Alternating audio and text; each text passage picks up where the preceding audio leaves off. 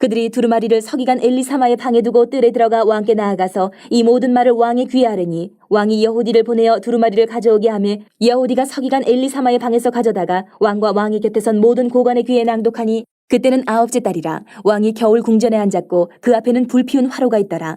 여호디가 서너 쪽을 낭독하면 왕이 면도칼로 그것을 연하여 베어 화로불에 던져서 두루마리를 모두 태웠더라. 왕과 그의 신하들이 이 모든 말을 듣고도 두려워하거나 자기들의 옷을 찢지 아니하였고 엘라단과 들라야와 그마랴가 왕께 두루마리를 불사르지 말도록 아뢰어도 왕이 듣지 아니하였으며 왕이 왕의 아들 여라무엘과 아스리엘의 아들 스라야와 압디엘의 아들 셀레미야에게 명령하여 서기관 바룩과 선지자 예레미야를 잡으라 하였으나 여호와께서 그들을 숨기셨더라.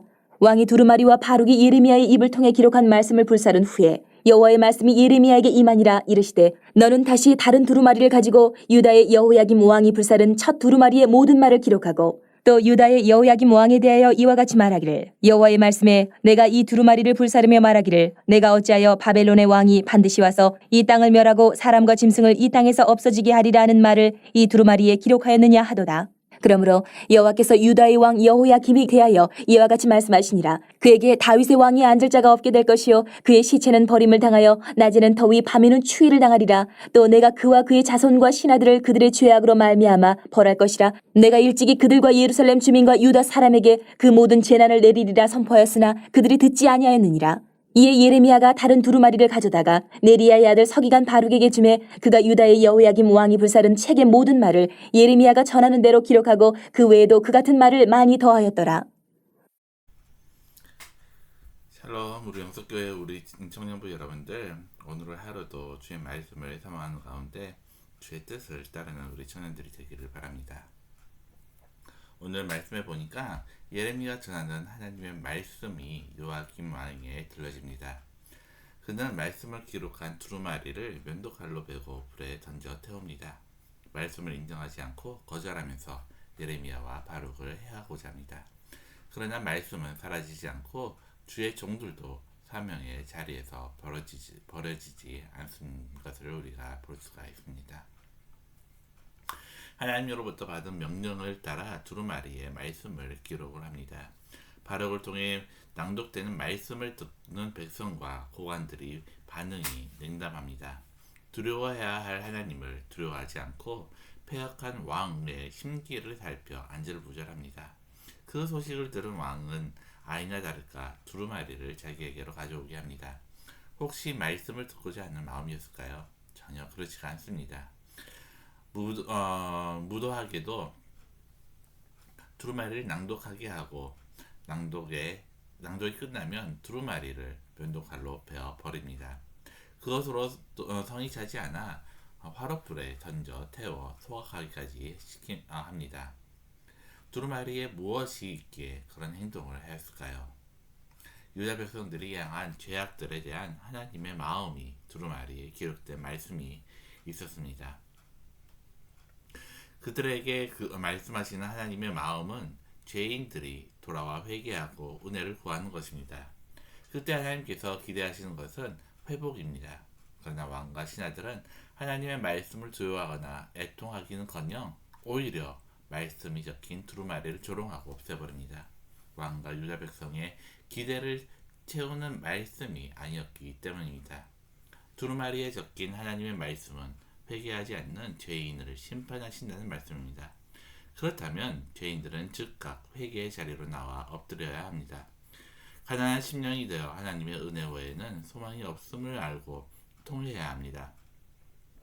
불의한 자신의 참담한 현실을 고백하며 용서와 은혜를 베푸실 하나님을 간절히 구해야 합니다. 그런데 그들은 오히려 말씀을 조롱하고 거부합니다. 왜였을까요? 하나님 앞에서 스스로 의롭게 생각하고 복을 받을 자격이 있다고 착각했기 때문입니다. 마음에 하나님을 두기를 싫어하는 인간의 본성을 그대로 보여주고 있는 것입니다. 한 조각의 의도, 추출할 수 없는 죄인이 의로우신 하나님을 제거하고자 합니다. 단지 자신의 마음에 들지 않는다고 말씀을 면도칼로 긋고 불에 태웁니다. 그러나 그렇다고 하나님의 말씀이 없어질까요? 언감변신 그런 마음이었다고 할지라도 결코 그런 일은 일어나지 않습니다. 오히려 하나님은 예레미야와 바룩을 보호하시고 다시 말씀을 기록하게 하십니다. 결국 하나님의 말씀은 죄인들이 받을 수 없는 것을 깨닫습니다. 그 말씀을 받은 이는 하나님께서 택하시고 은혜를 주신 사람 외에는 없음을 알게 하십니다. 사람은 사람의 말을 하나님의 말씀을 듣지 않습니다. 그런데 예수에 관한 복음을 듣고 믿게 된 것은 기적 중에 기적입니다. 그래서 나는 날마다 기적의 삶을 살아가는 사람입니다. 그런 나는 예수를 만나 살아가는 이야기를 세상에 퍼뜨리는 사람입니다. 오늘도 생명을 전하는 사람으로 살아가기를 소원합니다. 오늘 말씀을 다시 한번 묵상하면서 예레미야가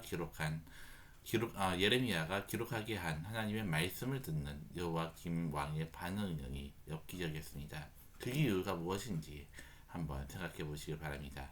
그리고 나는 여호와김 왕과 같은 마음은 없었는지 돌아보시기를 바랍니다.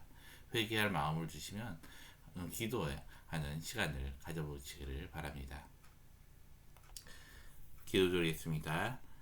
하나님 아버지, 우리가 죄 가운데 있을 때 하나님 말씀이 우리에게 다가올 때 우리가 과연 그 말씀을 듣고 진정 회개하며 주님 앞에 돌아오는지, 또는 그 말씀이 싫어 정말 배척하는 것이 우리의 모습이 아닌지 우리 스스로를 돌아보게 됩니다.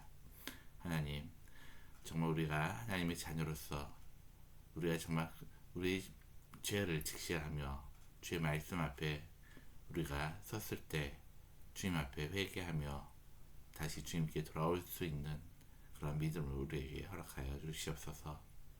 오늘 하루도 어디서 무엇을 하든지 간에 주님과 동행함을 통하여 우리가 있는 곳이 복된 자리가 되게 하여 주시기를 바라며 예수님의 이름으로 기도드립니다.